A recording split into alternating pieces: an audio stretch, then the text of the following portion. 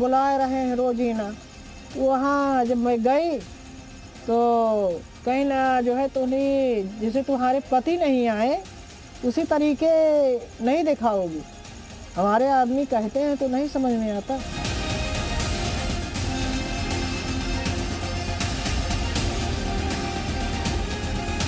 अक्टूबर की करते हैं बात है, मेरे मामा ससुर और हस्बैंड दोनों को डरा धमका के लेके गए और ले जा के कहते हैं कचहरी में साइन करा लिए। 20 लाख में ये प्रॉपर्टी कहते हैं एग्रीमेंट किए हैं, अभी रजिस्ट्री नहीं हुई है हालांकि।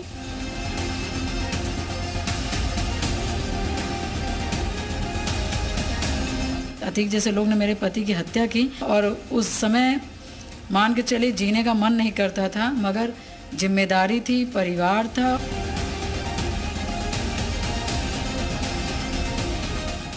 ये लोग डरा धमका के ले गए थे हमको और बोला कि चलो नहीं तो फिर तुम्हारी बीवी को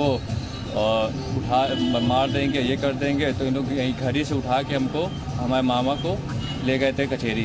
तो वहीं पे ये लोग सब मिल के हमसे साइन करवाया इन्होंने ज़बरदस्ती।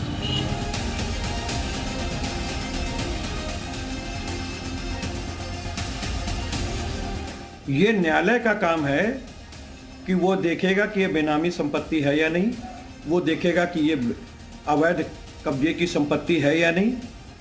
तो हर तरीके की जो चीजें हैं वो तो माननीय न्यायालय के पटल पे होंगी।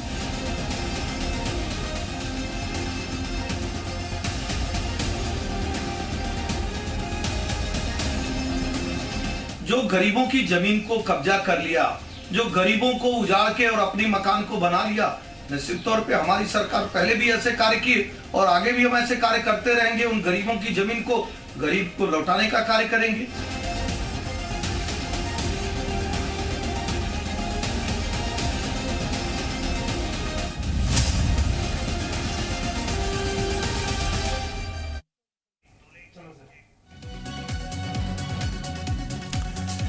नमस्कार, मैं हूं कुंदन समयार। आप देख रहे हैं यूपी मांगे उत्तर। पीड़ितों को सीएम योगी की दी। जी हां, प्रयागराज में बीते 4 दशक से माफिया अतीक अहमद और उसके भाई अशरफ से पीड़ित लोगों में अब न्याय मिलने की उम्मीद जगी है।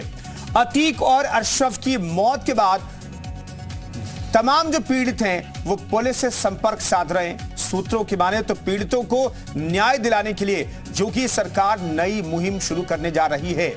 इस पर मंथन चल रहा है कि एक कमेटी बनाकर पीड़ितों से शिकायत पत्र लिए जाएं ताकि उनकी जमीन और मकान उन्हें अतीक और अशरफ ने जो खौफ दिखाकर कब्जाया था उनको वापस दिलाया जा सके। जल्द ही इस बारे में कोई अहम फैसला लिया जा सकता है। दरअसल अतीक और अशरफ ने प्रयागराज में हजारों लोगों की जमीनों पर कब्जा किया था या उनको मामूली रकम देकर के अपने नाम पर कर लिया था। अतीक के खौफ से कोई पुलिस में शिकायत करने भी नहीं पहुंचता था क्योंकि लोग हिम्मत ही नहीं जुटा पाते थे। अतीक और अशरफ की मौत के बाद ऐसे तमाम लोग अब पुलिस के पास चक्कर काटने लगे हैं ताकि उनकी संपत्ति वापस उन्हें मिल जाए। इस संबंध में शासन स्तर पर हुई बैठक में गहन चर्चा की गई और अधिकारी इसकी रूपरेखा तैयार करने में जुटे हैं कि किस तरीके से पीड़ितों की शिकायतों को इकट्ठा करके कानूनी तरीके से उनकी संपत्तियों को वापस कराया जाए। इससे पहले भी योगी सरकार प्रयागराज में अतीक के अवैध साम्राज्य पर गरीबों के लिए आशियाना बनवा चुकी है। आज ईद के मुबारक मौके पर पीड़ितों के लिए अच्छी खबर सामने आई, जिसे पीड़ितों के लिए सीएम योगी की ईदी के तौर पर देखा भी जा रहा है। लेकिन बड़ा सवाल यही है कि आखिर इतने कम समय में एक मामूली परिवार का लड़का अतीक अहमद इतने अकूत संपत्ति का मालिक कैसे बन बैठा। दरअसल लोगों के हक छीन करके ही वो अकूत संपत्तियों का मालिक बन बैठा है। तो ऐसे में चर्चा की शुरुआत करेंगे, लेकिन उससे पहले बड़े सवालों पर एक नजर डाल लेते हैं। दरअसल अतीक के मकड़ जाल की कितने शिकार हैं, यह अपने आप में बड़ा सवाल है और इस सवाल का जवाब आज तलाशेंगे चर्चा में। अतीक कैसे बन गया अकूत संपत्ति का मालिक, यह अपने आप में बड़ा सवाल है। अतीक के अवैध साम्राज्य का कौन कौन साझेदार है उसकी भी पड़ताल हो रही है। अतीक के मददगारों पर कब कसेगा शिकंजा, ये सवाल तो है, लेकिन शिकंजा कसने की कार्रवाई लगातार जारी है। एक एक करके जो तमाम मददगार हैं उन्हें ढूंढा जा रहा है, तलाशा जा रहा है और अतीक की अकूत संपत्ति पर किसकी नजर है, जैसा कि आरोप प्रत्यारोप भी लगाए जा रहे हैं। तो इन तमाम सवालों का जवाब हम तलाशने की कोशिश करेंगे। तो योगी का ऐलान दरअसल है कि पीड़ितों का बढ़ेगा मान और उन्हें उनकी संपत्ति लौटाई जाएगी, ऐसी कोशिश की जा रही है। दरअसल एक ऐसे कमेटी के गठन करने की बात कही जा रही है जो यह पता लगाएगी कि किससे कितनी जमीन और कितनी संपत्ति अतीक गैंग ने हथियाई, गैर कानूनी तरीके से हथियाई, डर और खौफ दिखा करके हथियाई, या फिर डर और खौफ के साथ साथ चंद पैसों के टुकड़े देकर के करोड़ों लाखों की संपत्तियां हड़प ली। इस पर बातचीत करने के लिए तमाम मेहमान हमारे साथ जुड़ रहे हैं। प्रशांत उमराव हमारे साथ प्रवक्ता बीजेपी के जुड़ रहे हैं, जेपी पांडे हमारे साथ प्रवक्ता सपा के मौजूद हैं, दिलीप यशवर्धन वकील हमारे साथ मौजूद हैं और विशाल रघुवंशी प्रयागराज से हमारे साथ मौजूद हैं। तो सबसे पहले रुख करेंगे विशाल का ही। विशाल, ईडी की टीम के हाथ भी कई अहम दस्तावेज लगे जिसमें कहा गया कि हजारों करोड़ की संपत्ति अतीक ने और अतीक की शेल कंपनियों ने अर्जित की है।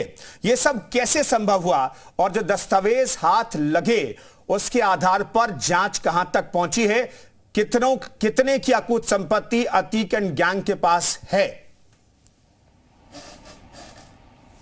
देखिए, लगातार जो है जो बेनामी संपत्ति है उनको जो है तलाशा जा रहा है और ख़ास बात यह है कि जो अवैध कब्जा करने की जो ज़मीनों का जो पूरा मामला है उसको लेकर अतीक के जो गुर्गे हैं, अतीक खुद, अशरफ खुद तमाम जगहों पर ज़मीन कब्जा करते रहे हैं और ये ज़मीनें जो हैं ये केवल प्रयागराज में नहीं है, प्रयागराज के अलावा भी अलग अलग शहरों में है।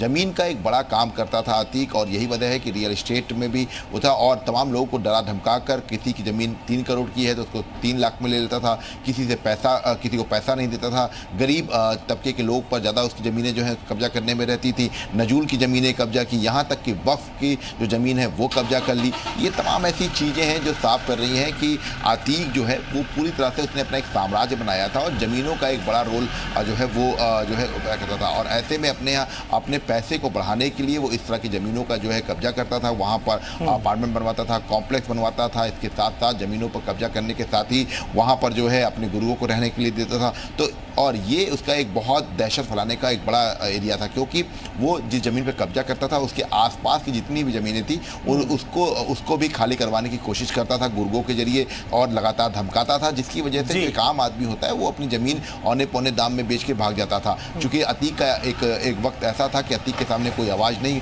उठाता था और इसी का फ़ायदा अतीक उठाता था और 3 करोड़ 30 करोड़ की जो ज़मीनें होती थी उनको केवल कुछ लाख रुपए में ले लेता था और रजिस्ट्री करा के जो है भगा देता था। इस तरह के तमाम जो वाक्य हैं वो एक के बाद एक सामने आए हैं। ठीक है, प्रशांत उमराव जी, क्या योजना है? सरकार अगर वाकई में ये सोच रही है कि चूंकि अतीक का खौफ पूरे उत्तर प्रदेश में कहे तो ज्यादा बेहतर होगा क्योंकि प्रयागराज और प्रयागराज के आसपास तो था ही, मैं ये जानना चाहता हूं कि सरकार की योजना क्या है और अगर ये योजना है जिसका जिक्र हम कर रहे हैं तो मुझे लगता है कि सैकड़ों ऐसे लोग अभी राहत की सांस ले रहे होंगे और उम्मीद पाल करके बैठे होंगे कि योगी सरकार से उन्हें इंसाफ मिल जाएगा।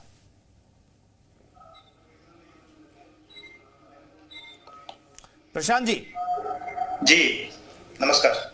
मैं अगर आवाज सुन पा रहे हैं तो मैं ये जानना चाहता हूं कि ये जो योजना है कि पीड़ितों को उनकी जमीन या फिर उनकी संपत्ति दिलाई जाए, अगर ये सरकार सोच रही है तो वाकई में काबिल तारीफ है ये सोच।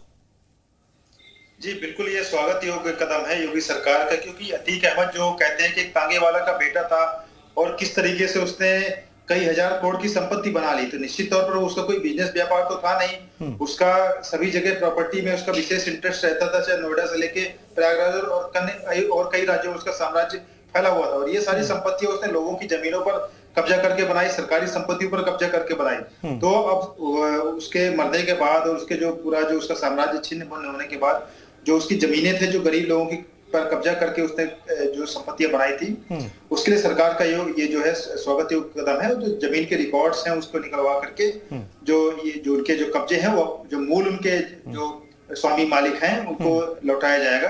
और उसके पहले भी योगी सरकार ने जो अतीक की जो कुछ इलीगल प्रॉपर्टीज थी उसने वकीलों के लिए प्रयागराज में चैम्बर्स बनवाने की बात कही थी, उस पर भी काम